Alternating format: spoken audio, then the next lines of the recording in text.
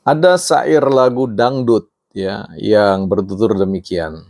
Kau yang memulai, kau yang mengakhiri, kau yang na na na, kau yang na na na na. Wah, gitulah ya. Kita sedikit ubahlah dia punya syair. Begini, kau yang memulai, kau yang menjelaskan ya, seperti itu. Ada satu pertanyaan yang kita akan ajukan kepada dua profesor kita, yaitu Profesor Jim Lee Asidiki dan juga Profesor Franz Magnus Suseno, ya, terkait dengan gonjang-ganjingnya politik di negeri itu, terkait dengan persoalan etika atau persoalan filsafat di bukan partai politik. Teman-teman, kita sebelum bahas itu kita mau baca sebuah buku ya. Baik, teman-teman, kita baca bukunya. Ada satu buku seri filsafat ya, Pustaka Filsafat Canisius ya, Filsafat Eksistensialisme ya. Sebuah buku yang juga menjadi salah satu referensi yang menarik untuk dibaca. Nah, pada halaman ke-15, kalau teman-teman memiliki bukunya, bisa langsung baca. Di situ dituliskan tentang sikap dan hidup Sartre yang berubah-ubah. Ya, ini ya Jean-Paul Sartre ya. Jika menilik hingar-bingar kehidupan Paul atau post-eksistensialisme ini, salah satu hal mencolok dalam hidup publik Sartre adalah perubahan-perubahan sikapnya yang sangat sering terjadi. Dalam sikap politik, sikap terhadap wanita-wanitanya, sikap terhadap posisi-posisi filosofisnya sendiri. Sartre sering mengagetkan kita. Dia selalu terombang-ambing. Ataukah ia melakukan perubahan mengikuti situasi? Yang memang menuntut keluasan sesuai dengan konsepnya tentang pemikiran yang selalu dalam dan bergantung pada situasi. Ini pertanyaan yang sulit dijawab dengan tegas. Oke, kita tinggalkan dulu persoalan Sartre. Kita bicara tentang Profesor Jim Lee Asidiki dan juga Profesor Magnus Suseno. Baru-baru ini Prof. Jim Lee Asidiki diwawancarai seusai silaturahmi dengan Jokowi dan juga Bu Mega. Dan juga menjadi sebuah pertanyaan, apakah Prof. Magnus Suseno juga pergi berlebaran ke Jokowi? Ya, saya belum punya info tentang hal itu. Baik, kita bicara soal ya pertanyaan yang mau diajukan. Kita kenal tokoh Prof. Jim Lee Asidiki ya. Saya sempat membaca beberapa tulisan beliau sebelum memberi perhatian penuh kepada beliau terkait dengan sidang ya MK di mana kemudian beliau membuat sebuah putusan terkait dengan pelanggaran etik berat ya, etika berat. Nah, kemudian bagaimana beliau menggambarkan tentang persoalan ya negeri ini, politik kita di negeri ini, pemilu kita ini dengan persoalan tentang keheranan beliau ya yang merasa belum pernah berhadapan-hadapan dengan situasi politik seperti ini. Misalkan beliau mengambil fakta terkait dengan adanya perubahan ya, perubahan metode atau apapun realitas demonstrasi yang dilakukan. Yang kalau dulu fenomenanya adalah mahasiswa turun ke jalan, kemudian ini digantikan oleh para guru-guru besar dan juga para jenderal-jenderal. Jadi ini menimbulkan sebuah pertanyaan yang menarik untuk kita kaji lebih jauh, tapi nantilah di bagian yang lain, atau mungkin nanti sempat kita singgung sedikit.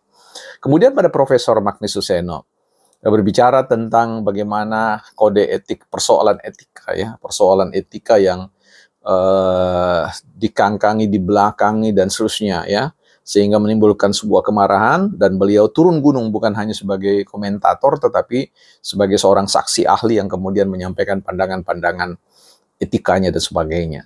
Nah, ketika kita melihat persoalan ini, muncul sebuah pertanyaan yang mendasar tentang persoalan etika. Kalau Prof. Jim Lee Asidiki kemudian menggambarkan tentang persoalan itu terkait dengan etika sebagai sebuah samudra, kemudian kapal sebagai sebuah hukum yang melayari untuk mencapai pulau yang namanya keadilan, ya. Ini kemudian saya tarik dan saya refleksikan dan memunculkan sebuah kerangka konseptual atau teoritis, model teoritis yang kemudian saya ajukan dengan mengatakan bahwa etika itu adalah samudra, bukan air dari samudra, di mana setiap orang kemudian bisa mengambil etika itu dengan tangannya sendiri, ya. Dan ketika dia mengambil dengan tangannya sendiri, maka etika itu tidak pernah berkurang. Etika tetap ada dan tersedia bagi orang lain yang juga membutuhkan etika, ya. Sehingga setiap orang kemudian mengambil bagian-bagian tertentu dari etika itu, di samudra etika itu, dan kemudian menggunakan itu menjadi sebuah kacamata atau paradigma berpikir. Sehingga menimbulkan sebuah pertanyaan bagi kita. Apakah, ya, bahwa pertanyaan yang akan diajukan kepada Prof. Jimli Asidiki adalah apakah, ya, Anwar Usman itu melanggar etik dalam pengertian samudra itu, ya, dia mengabaikan itu, kering dengan persoalan etik, atau hanya persoalan yang disebut dengan melanggar kode etik, ya, sesuatu yang diambil saat ini yang kemudian dipakai sebagai sebuah sistem nilai, sistem berperilaku, sistem dalam konteks mengeksekusi sebuah tugas dan tanggung jawab. Nah, apakah kemudian Pak Anwar Usman di sini tidak juga sedang mengambil etika yang disediakan oleh dari sumber etika, samudra etika yang sama, sehingga dia membuat sebuah keputusan? Apakah kemudian Anwar Usman bisa dikatakan sebagai orang yang melanggar etika, sementara keputusan-keputusan yang dia ambil juga berdasarkan prinsip-prinsip etika, sistem nilai yang harus kita periksa juga seperti itu, ya. Bukan hanya persoalan melulu kode etik. Ya, ini menjadi sebuah, mudah-mudahan Prof. Jimli Asidiki mendengar ini dan bisa memberikan wawasan kepada kita ini, masyarakat hukum, masyarakat yang katakanlah belajar tentang etika dan sebagainya, tidak pada taraf sebagai seorang ahli, ya. Seperti yang saya katakan di channel Bukan Ahli Filsafat. Nah, teman-teman, kemudian kita pindah kepada persoalan Prof. Magnus Suseno, ya. Ini menjadi sebuah pertanyaan juga, ya.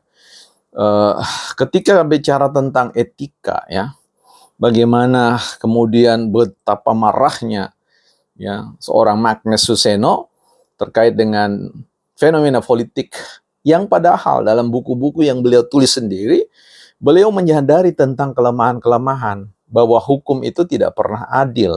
Hukum itu tidak pernah kemudian bisa kemudian menjawab semua situasi. Yang maunya kita adil, tapi kenyataannya tidak akan bisa adil. Nah, dalam konteks itu, bagaimana kemudian seperti serangan yang dilakukan oleh Magnus Suseno seperti ingin membumi hanguskan pihak-pihak tertentu yang dalam satu posisi tertentu bisa saja dia sedang memperjuangkan nilai-nilai etik, ya, yang ditafsirkan olehnya sebagai sesuatu yang harus dilakukan, ya. Nah, ini sehingga kita tidak bisa membaca bahwa dalam perspektif samudra etika tadi, kan di dalam samudra etika itu ada etika dalam konteks etika ekonomi, ada etika hukum, ada etika etika sosial dan yang lain-lain. Nah, sehingga ketika kita mau membaca sebuah etika, menilai konteks apa yang dilakukan oleh seseorang atau pihak tertentu itu dalam konteks, ya, hanya etika yang ada di dalam genggaman, apakah kemudian itu mau menyatakan bahwa kita abai terkait dengan bahwa etika itu tidak bisa hanya dimiliki oleh kelompok tertentu atau pikiran tertentu. Ya, sehingga itu kelihatannya terombang-ambing, ya, sebagaimana sikap Sartre tadi, ya, bahwa kelihatannya terjadi perubahan sikap seperti itu.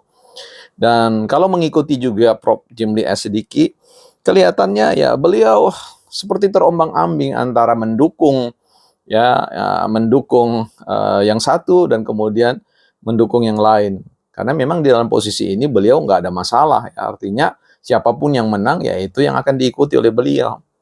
Tapi memang kita sedang merindukan sebagai orang-orang yang membutuhkan guru-guru untuk mengajar kita objektif dalam pengertian, ya, bukan hanya menilai dalam konteks konstruksi yang kita sebut sebagai kode etik saja, ya, tapi betul-betul menyelami persoalan etika itu sampai ke dasar-dasarnya. Kita menyelam di samudra etika itu, bukan hanya sekedar mengambil dan kemudian mengenakan, membasahinya kepada orang lain tentang persoalan etika itu.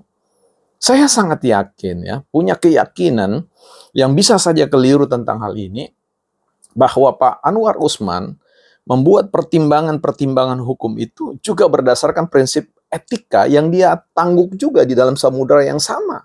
Ya, hanya mungkin melampaui ya apa yang disebut dengan kode etik ya. Jadi ada kode etik seorang Usman itu dilatar belakangi, di drive oleh yang namanya power, kekuatan etika itu ya, sistem nilai yang dia miliki, yang kalau diperhadapkan dengan persoalan sistem kode etik bisa saja salah.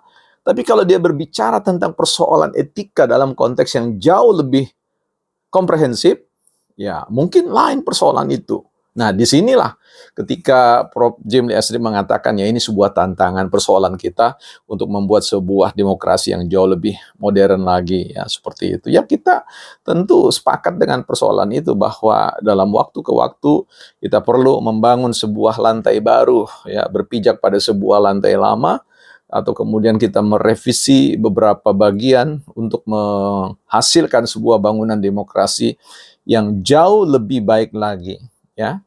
Atau memang inilah hakikat ketika kita bernegara, bermasyarakat, berpolitik, bahwa kita selalu akan berayun-ayun. Pada kadang-kadang kita setuju pada pandangan kita, pada pandangan orang lain, di next time kita kemudian meragukan pandangan itu dan bergeser pada pandangan-pandangan berikutnya, ya konstruksi yang lain.